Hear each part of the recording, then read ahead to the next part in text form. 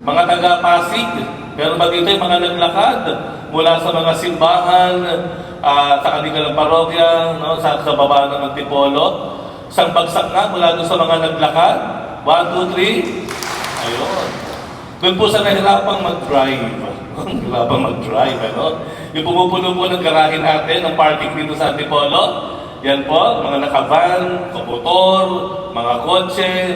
Handa po kayo, isang bagsak, go! Ayun. Yung mga naglakad lang po, mga naglakad, no? Mga regular mass goers po dito sa Antipolo. Yung mga kadiboto po natin dito, isang bagsak, 1, 2, 3. Ayan, iba-iba po ba ng ating pinanggalingan? Para po sa mga natutulog, isang bagsak, go! Tulog daw sila.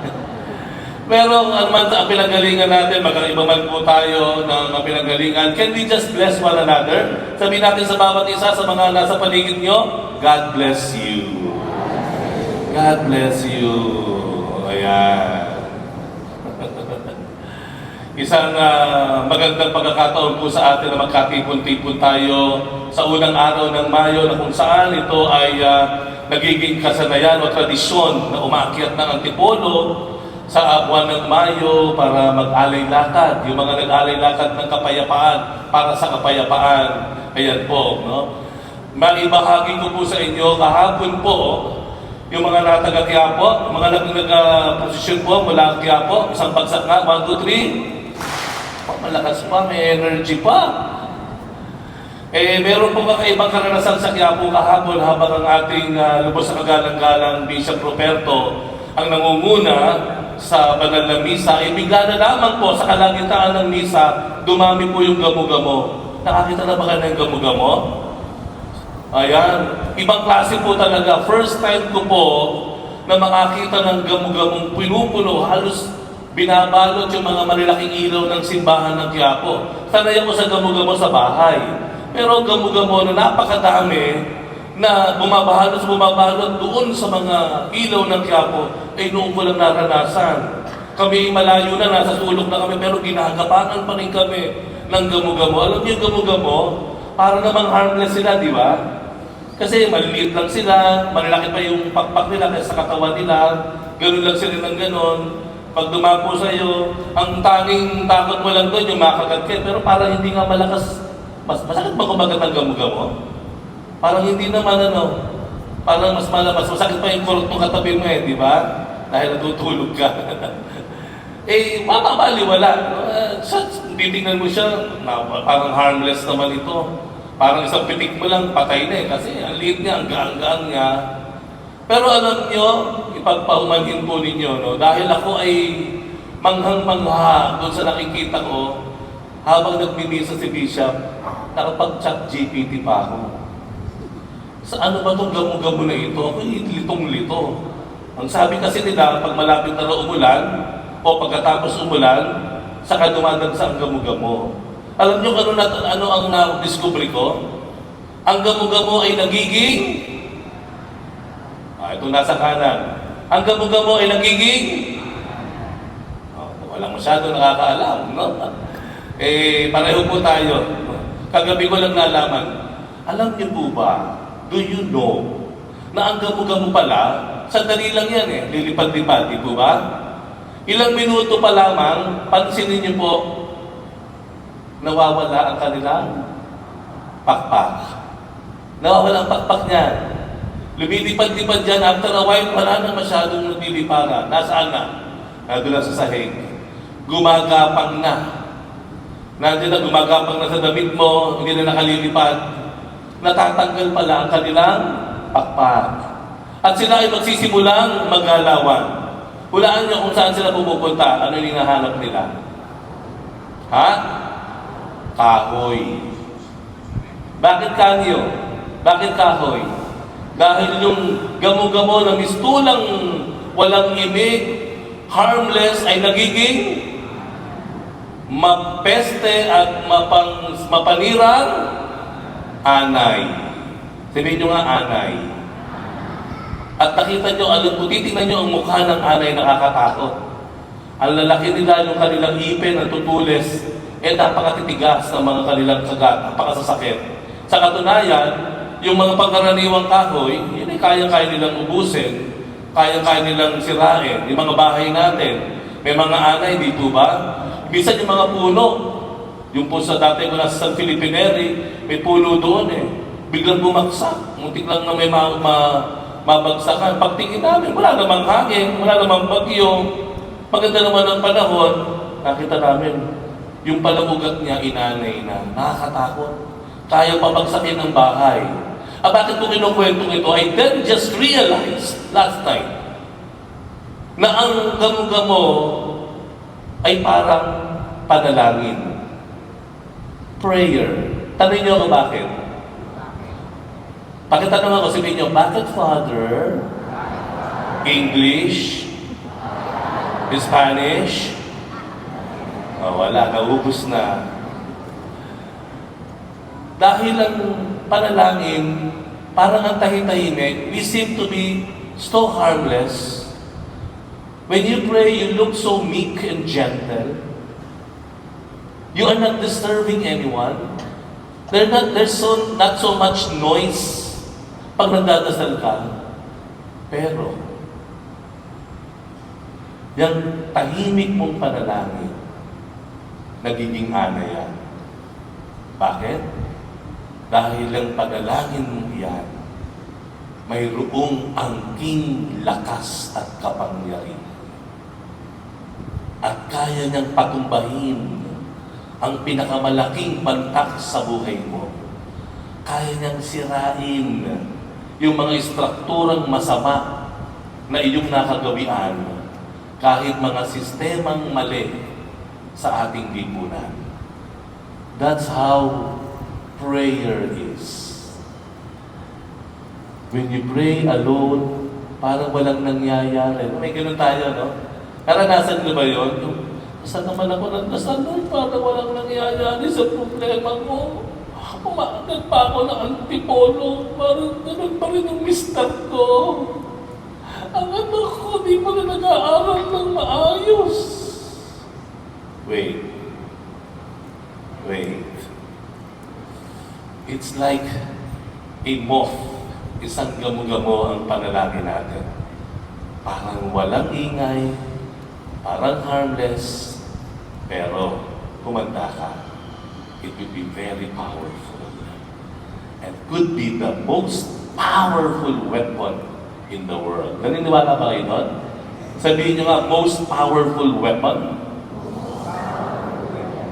That's why we keep on praying for peace sa Middle East. That's why we keep on praying for our country. Na parang hindi mo alam kung sino kakampihan mo, nag-aaway-away na sila. Ang nakakalungkot dyan, nag-aaway sila. Pati tayo nag-aaway-away. Parang naman kilala ka nung isa. Hello? Hindi ka nga kilala nung isa eh. Kung makipag-away ka dun sa kabila. Di mo ba? Prayer. At yan ang sandata ng mahal na Birheng Maria. Diyan po natin maaasahan ang mahal na Birheng Maria. Nagro-rosaryo po ba kayo? Sino pa nagro-rosaryo? Taas ang kamay. Sige po, taas nila. Taas ha? Ibaba ang kamay noong mga natatapos ang rosaryo habang nakahiga sa gabi. Yung natatapos ang rosaryo. Yung hindi natatapos ang rosaryo, natutulog, taas ang kamay. Aba, tulog-ulong oh. Ako lang, sige, ikaw lang kayo nang mabuti. Aminin ko po sa inyo, ako, pari man ako, pag ako magro-rosaryo, pag ako'y patulog na, talaga naman pong, nung pa lang sa first 3 Hail Marys, hindi pa ako nakaka-first mystery. Ganun na ako. Nakakahiyamang sabihin, pero meron po akong paliwanag. Meron po ba natutulog dyan sa tabi ninyo? Yan. May paliwanag po ako dyan. To justify eh. Sabi nga, ang ina, ano unang ginagawa ng nanay natin nung tayo baby pa? Ha? Pinatutulog tayo. Misa kinakantahan pa tayo. Tama po. And I'd say, kaya pala ako nakakatulog pag nagro-rosaryo. Yun yung mga sandali.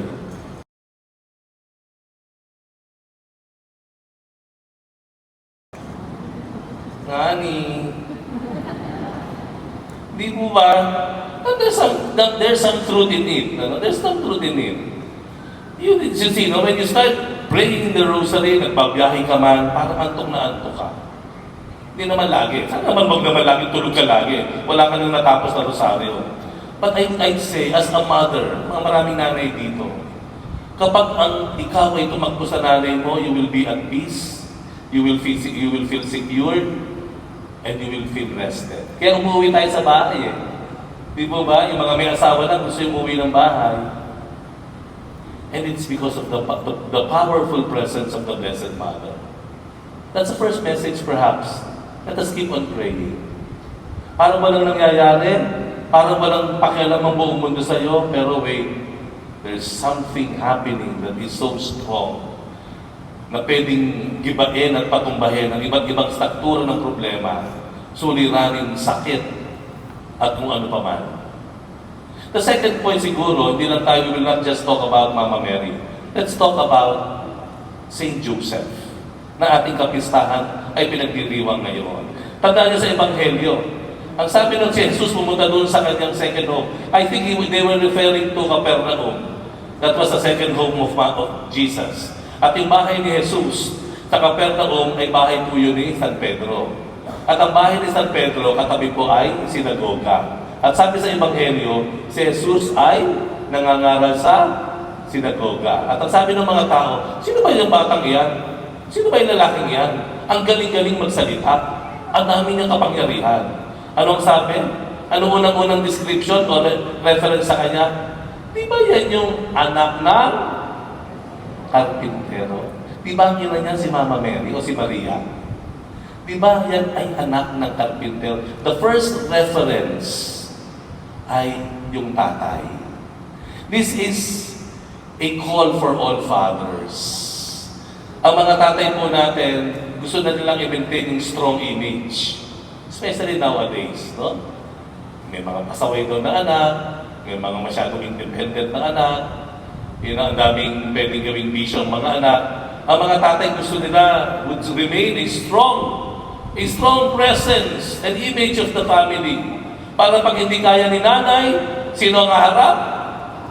Si tatay. Pero ano po ba talaga ang imahe ng isang malakas o matapang na ama? Sabi nila, strong man stands up. Strong man remains firm. Pero I would say, strong man carries a